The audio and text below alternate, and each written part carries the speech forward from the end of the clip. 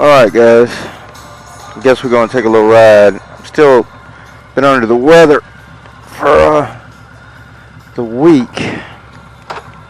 but we're going to run. Got some UPS stuff to take back, so going to the UPS drop-off, and I got a cough, especially at night, so I got the full face helmet on. So I said, hey, you know what?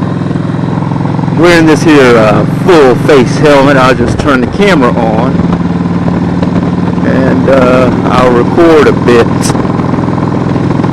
Of course, no music because YouTube would stop the video. But we're going to go over to the UPS store and send some stuff back to Amazon, stuff that just didn't work out for me. Just did that time cert oil drain plug repair, and I had ordered some things to make that easier, and it just didn't work, so I'm going to send it back and get some credit, I guess, on the gift card so I can buy something else.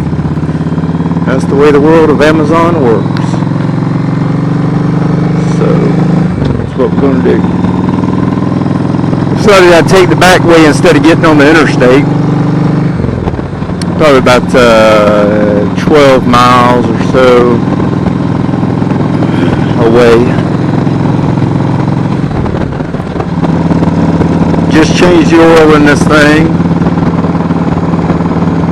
Use some 15W50 this time. Ought to give that a shot here in the summertime. Nice and thick.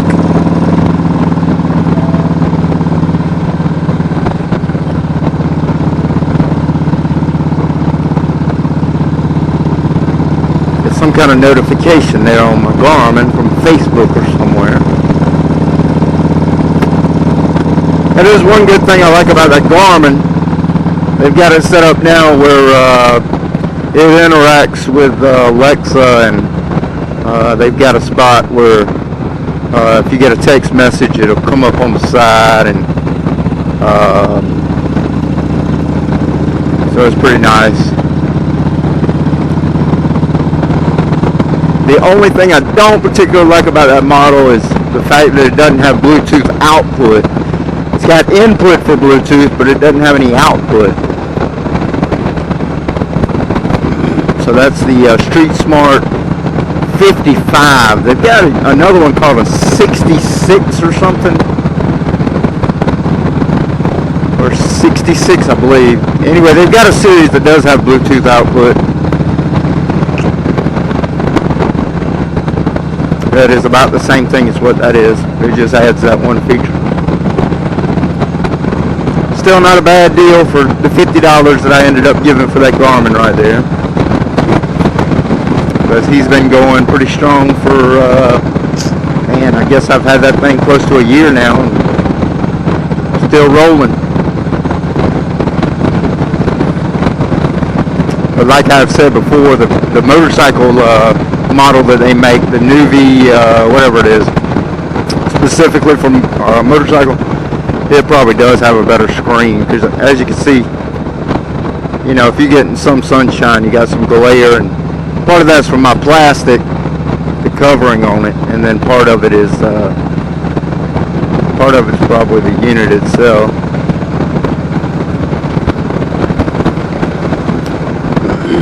This is aggravating me. Let's fix this.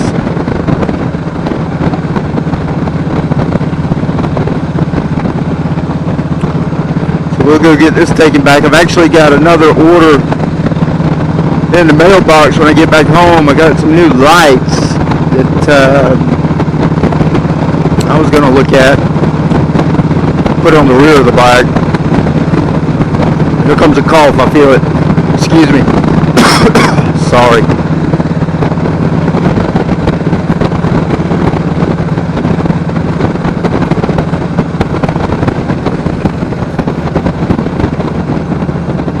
Been a long time since I did an on-ride record.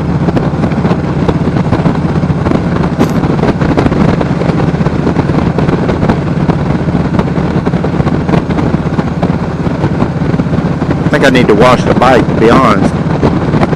Before I went to Bike Week, Myrtle Beach here, 2 weeks ago or so, I had this thing spiffy. You like that word, don't you? Spiffy. It was looking good. It's about time for it to get washed again. Got a lot of watermarks and stuff on it. Been thinking about changing my fork oil. It hadn't been in there that long. I don't really think it needs to be changed, but I don't know why it's on my mind.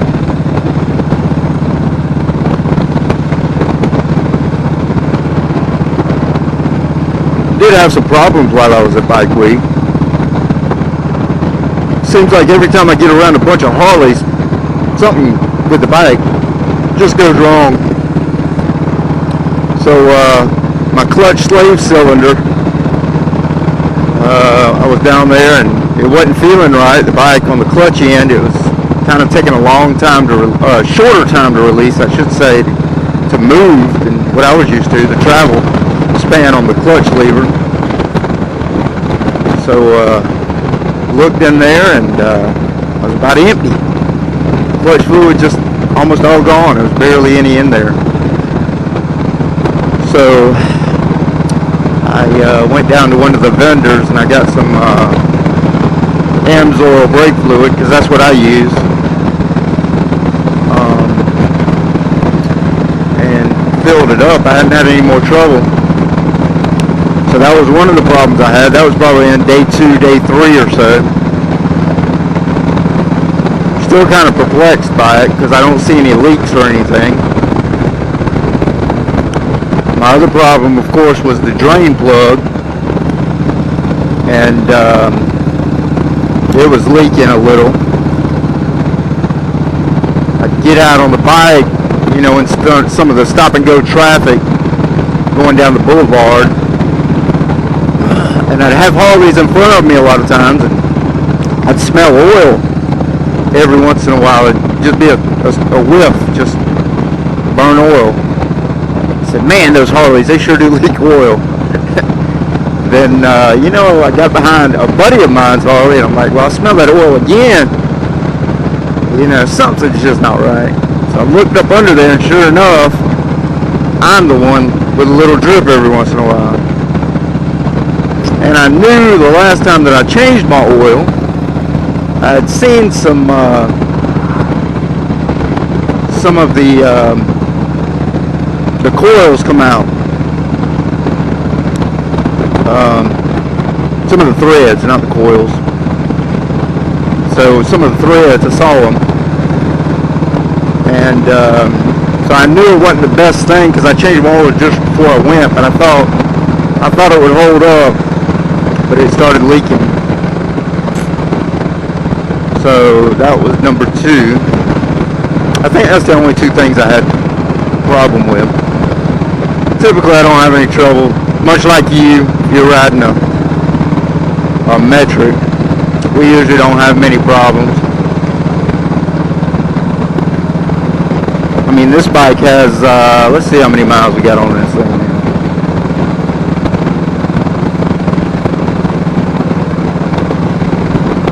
We're at, dang, where are we? Hold on. 34,025 is what we got on here now. This is a 13. When I bought it used, excuse me again, here it comes. Sorry. Apologize, y'all. And you're trapped in my helmet, too. So when I bought this thing used, back in 19, or 19 probably, August of 19 or August of 18. I'm gonna go with 19. And it was July of 19. When I bought it in July 19 down in Florida, found this thing on Facebook. I don't know if I've ever shared the story, but I was decided that I was in the market for a bike. The Yamaha that I had totaled, I had bought back, and I had put it back together and everything, and everything was fine. It doesn't take a lot to total a motorcycle. I mean, you bend some handlebars and put a little chip in a saddlebag and a couple other things, and next thing you know, the bill's going to be $3,000, because they base it on new OEM parts. At least Progressive did. A lot of people talk trash about insurance companies. I can't say anything bad about Progressive. I think they did me pretty well. But we're towards the end. I think my bike, the Yamaha, started having some problems. I mean, it was old. It was a 99 Venture that I found and redid, because the Venture's a lot like the Voyager here. This same exact motorcycle's been around since 2010.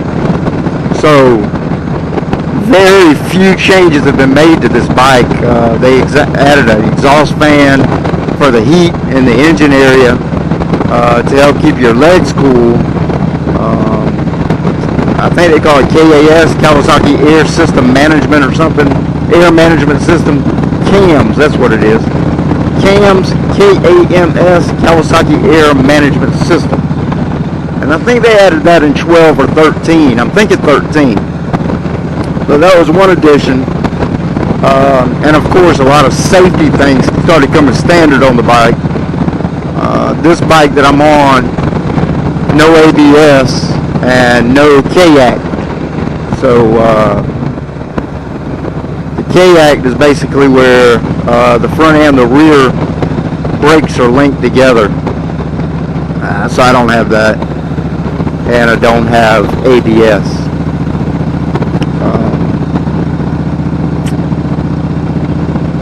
ABS, and I always say I probably don't need it or whatever, but when you do need it is when you do need it. And I guess I just haven't been in that situation where I have needed it yet, thankfully. I try not to ride aggressively, and try not to stay on people's bumpers, and just not one of those speed demons or anything. So, but it is a good thing to have. For those of you that were wondering my opinion on ABS, it definitely won't hurt you. So those were basically the only changes really that you come around on these bikes. So if you can find a good deal, on something older, I mean, it's the same thing. You can go out and you can buy a 2022. The only thing they change is the color. They got a different paint scheme. They're still using the same radio. They're still using the same cruise control. Everything's the same except for 2 or 3 features that they've added on. So that's that, and I don't even know where I was going with this conversation. It was good when I started, but now I've lost it. Oh, yeah, okay. So anyway, I remember now. We were talking about how I bought this or whatever. So anyway, there's a guy down in Florida. I'm looking on Facebook while I'm at work. I'm like, well, I'm just going to find me a bike. And one evening, I'm on Facebook Marketplace and looking at Kawasaki Voyager, and I found this one. It's down around the Jacksonville area of Florida, and guy's got $5,200 listed on it. I'm thinking, dang, that's a good deal. He had 2 pictures of the bike. I'm thinking it's not a scam. The bike had 4,300 miles on it, maybe. It was somewhere around 5,000 miles. It was something like that. So $5,200. It had about 5,000, 4,000, 5,000 miles. I'm trying to get a hold of this guy, send him a message instantly. Excuse me. No response with the message. So I'm like, I better send him another one. Let me see if it's listed somewhere else. I'm going to leave a comment on this. I'm going to leave a comment where I saw it listed somewhere else. No response. So fortunately his Facebook name was on there. So I started looking up this name.